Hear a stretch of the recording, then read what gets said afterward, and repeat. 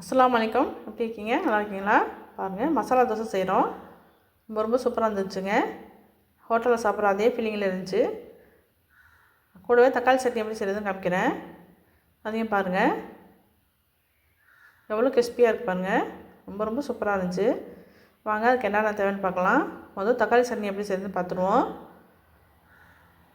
சட்டி வச்சுருக்கேன், ஆயில் ஊற்றியாச்சு. வர மிளகா 2 கிள்ளி போட்டிருக்கேன். உங்கள் காரம் தேவைப்பட்டால் இன்னும் 2 கூட போட்டுக்கலாம். வதக்கிக்குவோம் மிளகாவை.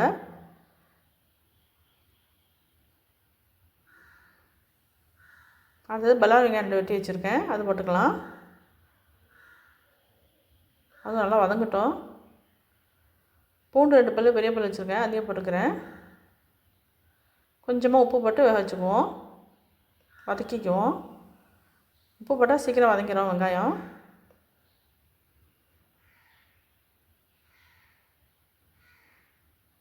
அடுத்து தக்காளி 2 பழுத்த தக்காளி 2 வச்சுருக்கேன், அதையும் போட்டுக்கிறேன்.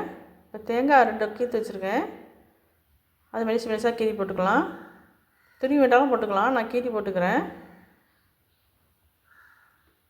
பொட்டுக்கல்ல 2 மேசக்கட்டி வச்சுருக்கேன், அதையும் போட்டுக்கிறேன்.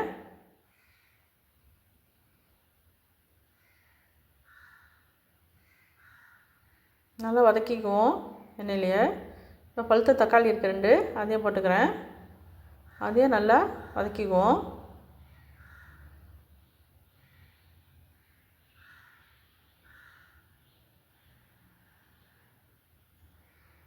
இப்போ கருவேப்பிலை 2 கொத்து இருக்குது, அதையும் போட்டுக்கிறேன். கருவேப்பிலை சேர்த்துக்கணுங்க, ரொம்ப நல்லது உடம்புக்கு.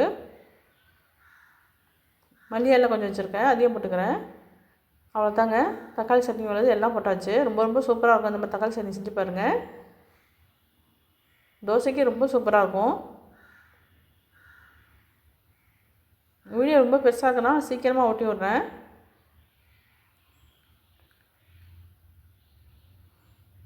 நான் ஆற வச்சு நம்ம அரைச்சி வச்சுக்கலாம் மிக்சியில். இந்த பாருங்கள், ஆற வச்சுக்கிட்டுருவோம். இப்போ இன்னொரு சட்டியில் ஆயில் ஊற்றிருக்கேன். இது ஸ்டெப்பிங் செய்கிறதுக்கு உருளைக்கிழங்கு ஸ்டெப்பிங் செஞ்சிடலாம். கடுகு போடுறேன். கடுகு நல்லா பொரியணுங்க, பொரிஞ்சு தான் மற்ற சாமான்லாம் நம்ம போடணும். கடுகு பொரியாமல் நம்ம போடக்கூடாது. கருவேப்பிலை 1 கொத்து போடுறேன்.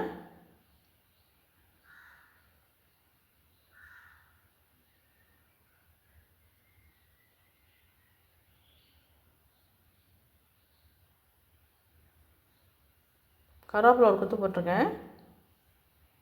இஞ்சி பாருங்கள், சின்ன தூள் அரைச்சிட்டு வந்திருக்கேன், அதையும் போடுறேன். பல்லாரி வெங்காயம் 1 இருக்குது, அதையும் போட்டு நல்லா வதக்கிக்குவோம். இஞ்சி போட்டால் நல்லா ஃப்ளேவர் வரும். பூண்டு வேணாலும் போடலாம், இஞ்சி வேணாலும் போடலாம். நல்லா வதங்கிக்கிட்டோம் வெங்காயம். இப்போ பாதி தக்காளி வெட்டி வச்சுருக்கேன், அதுவும் பச்சை மிளகா 2 வச்சுருக்கேன், அதையும் போட்டுக்கிறேன். தக்காளி ரொம்ப போட வேணாம், ரொம்ப புளிப்பாக இருக்கும். இப்போ மிளகாத்தூள் 1 ஸ்பூன் போட்டிருக்கேன், அதையும் நல்லா வதக்கிக்குவோம். உருளைக்கிழங்கு 1/4 கிலோ உருளைக்கிழங்கு வேக வச்சு குக்கரில் வேக வச்சு வெட்டி வச்சுருக்கேன், அதையும் போட்டு நல்லா மஞ்சள்தூள் போட்டிருக்கேன். பெருங்காயத்தூள் கொஞ்சம் போட்டிருக்கேன். பெருங்காயத்தூள் எல்லாத்தையும் போடணும், ரொம்ப நல்லது உடம்புக்கு, நல்லா ஃப்ளேவர் வரும். கொஞ்சமாக தண்ணி ஊற்றி வேக வச்சுக்கிட்டலாம்.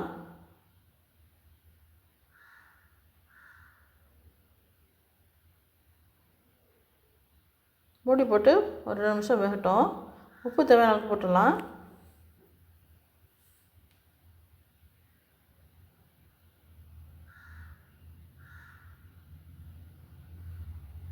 மூடி போட்டு 2 நிமிஷம் இருக்கட்டும். இப்போ பாருங்கள், கரெக்டாக ரெடி ஆகிடுச்சு. எல்லாம் ஸ்டெப்பிங் ரெடி ஆகிடுச்சு. இப்போ எடுத்து வச்சிடலாம். இப்போ சட்னி அரைச்சிட்டு வந்திருக்கேன், தாளிச்சிடுவோம்.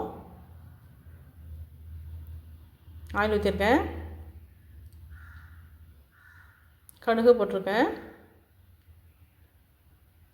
கடுகு பொரிட்டோம். கருவேப்பிலை போட்டிருக்கேன், பெருங்காயத்தூள் கொஞ்சம் போட்டிருக்கேன். அரைச்சிட்டு வந்த தக்காளி வெங்காயம்லாம் இருக்குல்ல பேஸ்ட்டு, அதை போட்டுடலாம்.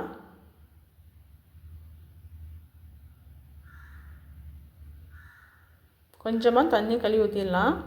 ரொம்ப கெட்டியாக இருக்கக்கூடாது, தண்ணியாகவும் இருக்கக்கூடாது, மீடியமாக இருக்கணும். ரொம்ப ரொம்ப சூப்பராக இருக்குங்க இது தோசைக்கு. இந்த சட்னி ரொம்ப கொதிக்க விட்டுறக்கூடாது, லேசாக சூடு வந்தால் போதும். இப்போ தோசைக்கல் வச்சுருக்கேன், தோசை ஊற்றிடலாம். நல்லா சூடு வரட்டும். ஆயில் அப்ளை பண்ணியிருக்கேன். நல்லா பரவி விட்டுருவோம், தடவி விட்டுருவோம் எல்லா இடத்துலையும். அப்போ தான் ஒட்டாமல் தோசை வரும். தோசை மாவு மீடியமாக இருக்கணுங்க, தண்ணியாக இருக்கக்கூடாது. ஊற்றின உடனே தடவி விட்டுணும், இல்லாட்டி மாவு வெந்துடும், தடவை வராது, மெலிசாக வராது. நமக்கு நல்லா மெலிசாக வரணும். நமக்கு நல்லா பரவி விட்டுணுங்க, கேப் இல்லாமல் நம்ம தடவி விடணும். உடனே செய்யணும். இதை வீட் நெய் வச்சுருக்கேன்.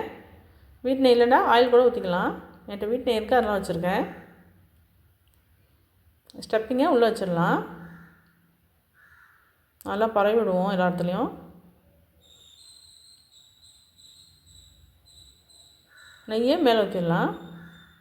நெய் ஊற்றினா தான் நல்லா மொறுமொறுப்பு வரும், டேஸ்ட்டாகவும் இருக்கும்.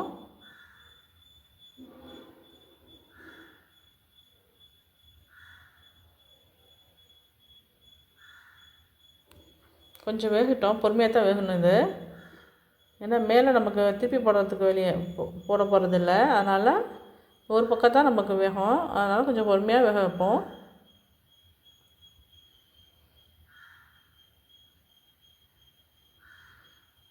நமக்கு செவக்கல்லைனாக்கா தோசை அந்தளவுக்கு டேஸ்ட் இருக்காது, மொறுமொறுப்பும் இருக்காது.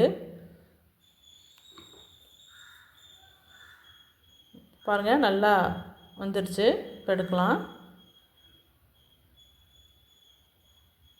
பாருங்கள் எவ்வளோ கிறிஸ்பியாக இருக்குது பாருங்கள். ரெண்டாக அப்படியே மடக்கி போட்டுக்குவோம்.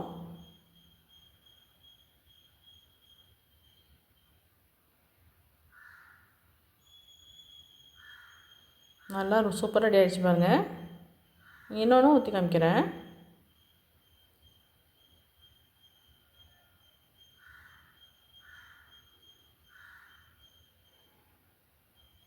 ஆயில் ஆஃப் பண்ணிவிட்டேன். இப்போ தோசை ஊற்றுறேன். ஈஸியாக தேய்ச்சிக்குவோம்.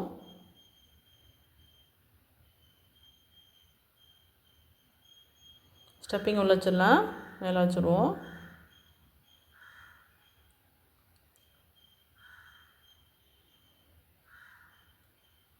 வீடியோ பெருசாக இருக்கிறதுனால தாங்க நான் சீக்கிரம் நான் காமிக்கிறேன். பெரிய கலங்களாக இருந்தால் கொஞ்சம் உடச்சி விடுவலாம். நெய் போட்டு